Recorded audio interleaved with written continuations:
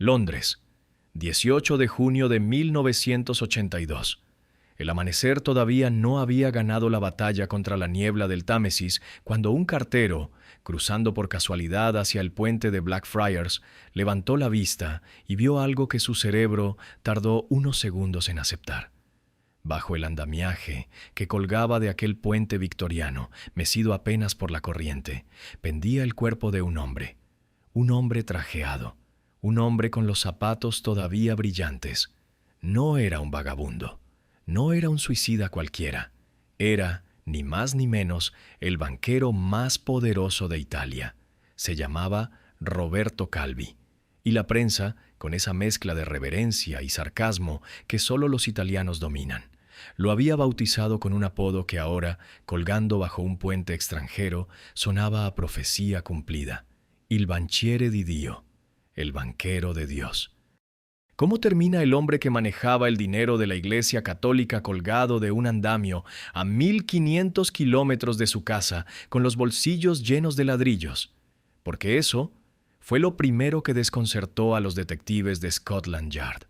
Cuando bajaron el cuerpo y registraron aquel traje impecable, encontraron algo grotesco: casi 5 kilos de ladrillos partidos, embutidos en los bolsillos del pantalón y de la chaqueta. Y junto a los ladrillos, unos $11,700 repartidos en 3 monedas distintas.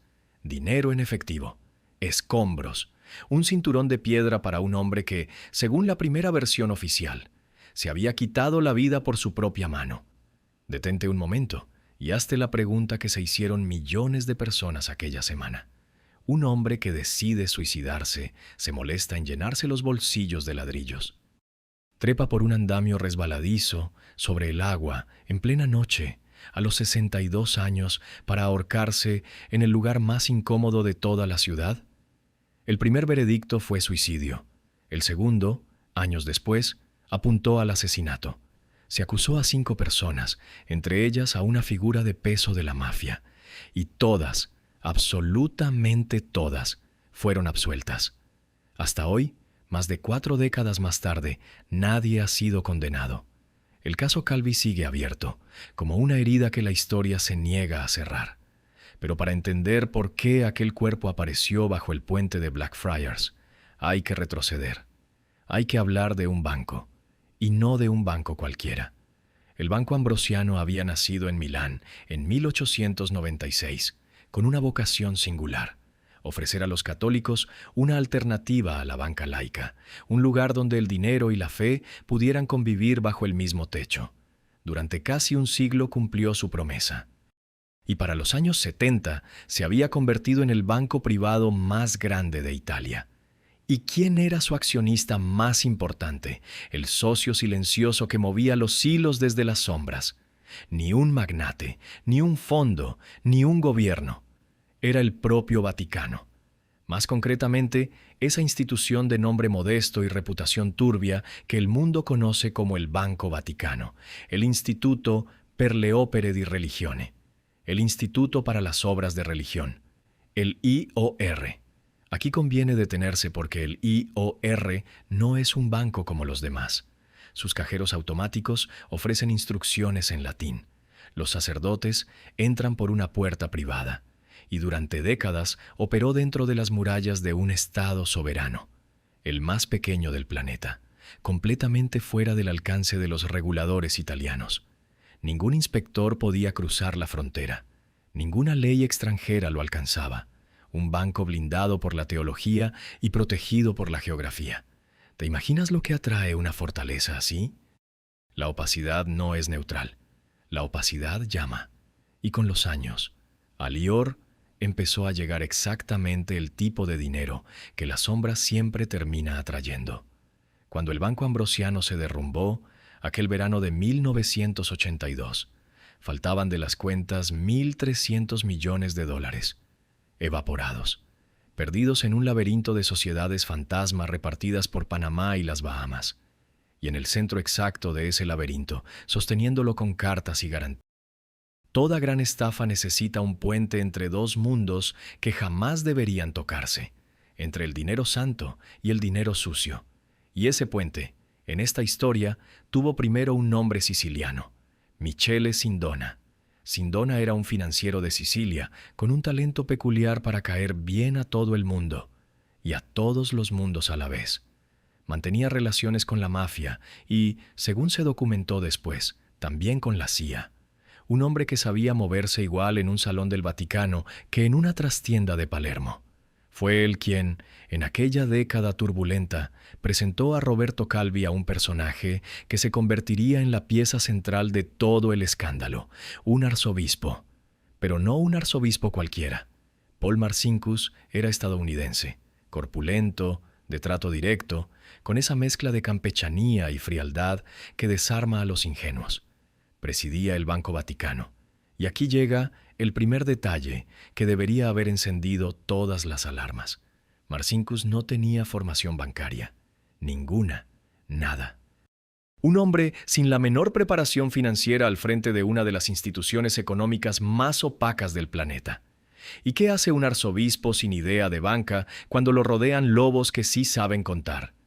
Confiar. O peor, dejarse usar. Porque Marcinkus figuraba negro sobre blanco, como directivo de la filial que aquel banco milanés tenía en las Bahamas. El pastor firmaba papeles de una sociedad offshore en un paraíso fiscal del Caribe. Léelo otra vez y pregúntate, ¿qué hacía la firma de un príncipe de la iglesia en los documentos de una empresa fantasma a miles de kilómetros de Roma? La respuesta está en el mecanismo, y es aquí donde la historia deja de ser un simple caso de corrupción para convertirse en una obra maestra del engaño. Calvi había tejido una telaraña de sociedades ficticias en Panamá y en el propio Caribe. Empresas sin oficinas, sin empleados, sin más existencia que un membrete y una cuenta. A través de ellas sacaba dinero de Italia, inflaba artificialmente el valor de las acciones de su banco y arrancaba préstamos gigantescos a entidades de medio mundo. Pero ningún banquero serio presta cientos de millones a una empresa vacía. Necesitaba algo, una garantía, un aval. Y ese aval lo puso el Vaticano. Se llamaron cartas de patrocinio, documentos en los que el Banco Vaticano reconocía que aquellas sociedades panameñas estaban controladas, directa o indirectamente, por él mismo. Para cualquier prestamista internacional, aquello era oro puro. Si detrás de la empresa fantasma estaba la iglesia, el dinero estaba a salvo. ¿Quién iba a desconfiar del banco del Papa? Pero aquí viene el golpe maestro, la jugada que revela que esto no fue un descuido, sino un diseño. Apenas unos días antes de firmar esas cartas de garantía, Calvi había redactado en secreto otro documento. Una carta que liberaba al Banco Vaticano de toda responsabilidad sobre esas mismas sociedades. Un papel que anulaba al otro papel. Una garantía pública destruida por una absolución privada. ¿Entiendes la magnitud de lo que acabo de contarte? Con una mano el Vaticano decía a los acreedores, respondemos por este dinero. Con la otra, guardaba en un cajón el documento que decía, en realidad no respondemos por nada. Los prestamistas nunca vieron esa segunda carta. Prestaron confiando en una promesa que ya estaba muerta antes de nacer. ¿Y a dónde fue a parar semejante fortuna? Aquí la historia se vuelve todavía más oscura.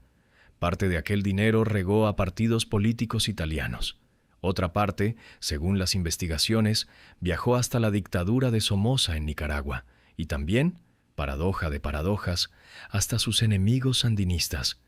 Y hay quien sostiene que fondos de aquella maquinaria financiaron a Solidaridad, el sindicato polaco que desafiaba al comunismo. Dinero de la Iglesia moviéndose por los tableros más calientes de la Guerra Fría. Sobre todo ello flotaba una sombra con nombre propio, Propaganda Due, la P2, una logia masónica ilegal, secreta, con tentáculos en la política, los servicios y la mafia. Calvi pertenecía a ese círculo. Y en Italia, pertenecer a la P2 no era pertenecer a un club, era pertenecer a un poder en la sombra. Cuando todo se derrumbó, la justicia italiana tardó años en atreverse a nombrar lo evidente. En 1987, los magistrados dictaron. Hay una fecha que la historia oficial prefiere no mirar de frente. 28 de septiembre de 1978. Aquella madrugada, en sus habitaciones del Palacio Apostólico, apareció muerto Juan Pablo I. Había sido elegido papa apenas 33 días antes. 33 días. El pontificado más breve del siglo XX, apagado casi antes de encenderse. La versión del Vaticano fue un infarto. Un corazón cansado que se detuvo en la noche. Y quizá fue exactamente eso. Pero conviene recordar el contexto, porque el contexto lo es todo. Aquel papa venía de Venecia, y en Venecia ya había chocado con las finanzas de la Iglesia. Años antes, siendo patriarca de aquella ciudad, se había vendido un banco católico veneciano, maniobrado por el propio entramado que rodeaba a Calvi, sin que a él, la máxima autoridad eclesial del lugar, se le consultara siquiera. Un papa recién llegado, molesto con el dinero turbio, decidido a mirar debajo de las alfombras del banco pontificio, muerto en apenas un mes. No lo estoy afirmando. Nadie ha podido probarlo, y la historia seria exige prudencia. Pero ¿entiendes por qué? Cuando 4 años después un banquero aparece colgado bajo un puente, media Italia empezó a unir puntos que quizá nunca debieron unirse. Cuando la sombra es tan larga, cada muerte parece proyectarla. Volvamos al dinero, que es donde las pruebas sí existen. Cuando el banco milanés se desintegró, sus acreedores no desaparecieron con él. Bancos de medio planeta, desde Perú hasta Luxemburgo, empezaron a golpear las puertas exigiendo respuestas. Habían prestado confiando en la palabra de la Iglesia y ahora reclamaban lo suyo. El Vaticano, durante meses, hizo lo que mejor sabía hacer: negar. Negar responsabilidad, negar conocimiento, negar la firma de sus propios documentos. Hasta que llegó 1984. Y con él, una de las decisiones más reveladoras de todo este relato. El Vaticano aceptó pagar $244 millones a los acreedores del banco caído, una cifra colosal para la época.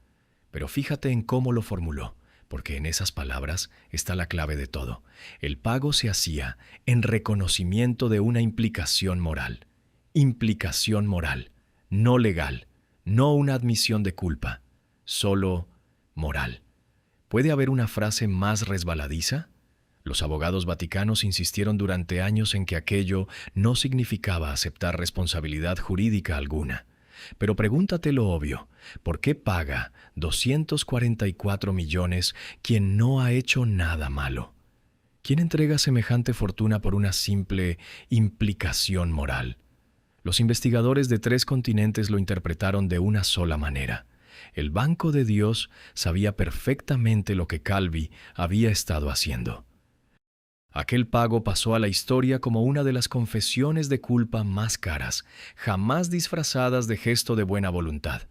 Y aquí es donde deberíamos poder decir: y entonces la Iglesia aprendió la lección. Ojalá. Pero la historia de las finanzas vaticanas no es una línea recta hacia la redención. Es un círculo que vuelve una y otra vez al mismo punto. Porque el problema nunca fue solo un banquero corrupto o un arzobispo ingenuo. El problema era estructural. Durante décadas, dentro de los muros vaticanos convivieron pequeños feudos financieros, despachos que invertían por su cuenta, secretarías que manejaban fondos sin apenas control, cuentas que solo unos pocos entendían. Cada cardenal con poder, cada oficina con dinero, funcionaba casi como un reino independiente. ¿Y qué ocurre cuando repartes el poder financiero en decenas de manos sin un vigilante común? Ocurre exactamente lo que llevas escuchando desde la primera parte. Los papas que vinieron después lo intentaron. Desde finales de los años 2000, primero con Benedicto XVI y luego con más fuerza, se empezaron a nombrar banqueros laicos y expertos externos, a cerrar cuentas sospechosas, a limitar quién podía tener dinero en el IOR, a abrir la institución a auditorías de fuera y a las normas internacionales contra el blanqueo. Por primera vez, alguien intentaba encender la luz en la habitación que llevaba un siglo a oscuras. Pero encender la luz tiene un precio, y muy pronto se descubriría que las sombras no se habían ido a ninguna parte, solo habían cambiado de despacho, de nombre y de siglo, porque el escándalo... Existe una ironía que la historia parece haber escrito a propósito. Cuando el mayor escándalo financiero de la Iglesia en el siglo XXI estalló, No lo hizo en Panamá, ni en las Bahamas, ni bajo ningún puente sombrío. Lo hizo en uno de los barrios más elegantes del mundo, Chelsea, en el corazón de Londres. La misma ciudad donde 4 décadas antes había aparecido el banquero de Dios volvía a ser el escenario, como si el dinero vaticano tuviera una cita pendiente con esa ciudad. Esta vez no había logias masónicas ni sociedades fantasma en el Caribe. Había algo mucho más mundano y, por eso mismo, más desconcertante: un edificio de apartamentos de lujo en la avenida Sloane. Entre los años 2014 y 2018, la Secretaría de Estado, el despacho más poderoso de toda la maquinaria vaticana, el corazón político de la Santa Sede, invirtió una fortuna en aquel inmueble londinense. La cifra que quedó grabada en los titulares fue estremecedora: alrededor de 350 millones de euros. 350 millones. ¿De dónde salía ese dinero? De fondos de la Iglesia, canalizados a través de sociedades y financieros externos que cobraban comisiones a cada paso. Y aquí llega la pregunta que hizo temblar a Roma. ¿Cómo es posible que la oficina más importante del Vaticano acabara atrapada en una operación inmobiliaria que perdía dinero, gestionada por intermediarios que se enriquecían mientras la Iglesia sangraba? Porque eso fue lo que denunció la Fiscalía Vaticana tras más de 2 años de investigación. Según la acusación, la operación estaba diseñada para desangrar a la Secretaría de Estado en beneficio de unos pocos. Los nombres de aquellos intermediarios, financieros italianos, gestores, brókeres, desfilaron uno tras otro, pero había un nombre que estaba por encima de todos. Un nombre que convertía este caso en algo sin precedentes en la historia moderna de la Iglesia: el cardenal Angelo Becciu. Detente a pensar quién era este hombre.